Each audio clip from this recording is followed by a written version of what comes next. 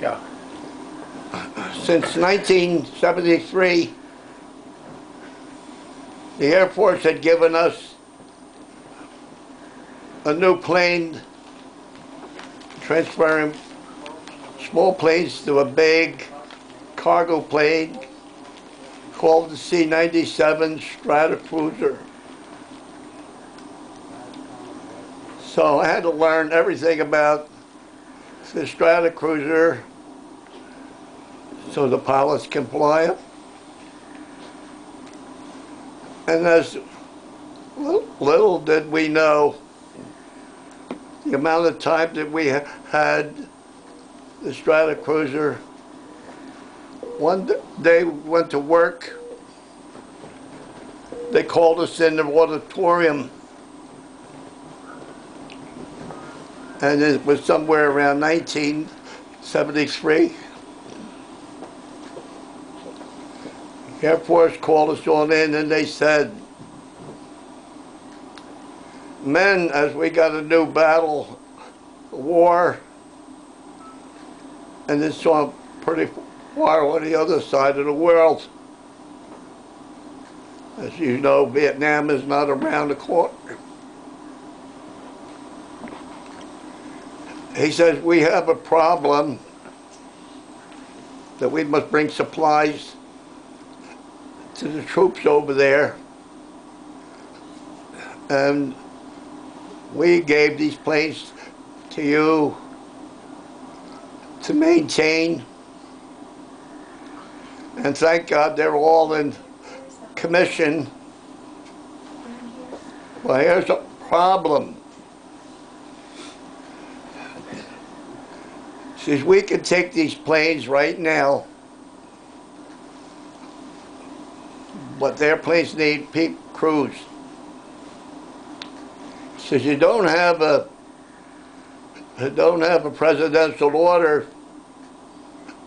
to activate you civilians in the Pennsylvania Air National Guard. We need these planes to start flying tomorrow. So we'll bring you together, find out how we can get these planes in the air with you crews that now fly them. And the way to do that is to ask you how many men in this room would volunteer, put their hand up, and do this mission.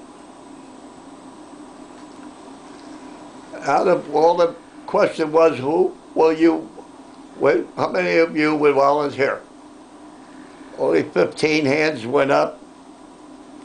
And when I saw Colonel Major Houston's hand go up, my hand went up. So we started missions in Vietnam. And it takes 5 days. 1 day out, 1 day back, 5 days on the road. And here, Colonel Major Houston said, every mission we make, I would like to have my crew chief, Sergeant Debrillo on it. So we started the missions. Once we got airborne, he remembered what he had done for me with the Goody Bird. And as I was next to him in the big Stratocruiser, he wanted to find out if I was capable enough to man the controls with a crew chief, with a co-pilot. And in doing so, I passed. He gave me the controls along with the co-pilot, and he would fly a little, and I would get back in the seat and fly, and we would get to Vietnam. When we got to Vietnam and dropped the cargo off at Cam Ranh Bay, was the Air Force Base. We didn't come back empty. They decided our planes would bring back the dead bodies of all American soldiers. When they loaded up the C97 Stratocruiser and saw all those bodies in there, I cried. And we dropped off the people who were passed away in California. So that's what my first mission was. And I made 3 more with 2 different pilots. I don't remember their names. And I made my last mission with Major Houston, and he was the only pilot ever to relieve himself of the controls of a big plane like that and let me fly it. And before I closed, it was Colonel Rugolo, who was the flight engineer that manned all the controls and the engines just behind the co-pilot seat.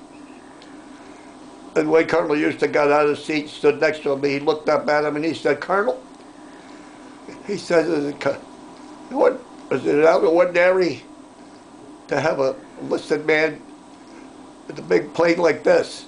And he's a non-commissioned officer. Major Houston got on him and said, "Sergeant Rugolo, who's the commander of this aircraft?" And he said, "You are, sir." And he replied to Rugolo, don't ever ask any question like that and decide what I intend to do, legal or unlegal." And he laid the law down. And he told Rugolo to never say another word about it. That's a good one, Pop. Here's your 5 minutes. Perfect.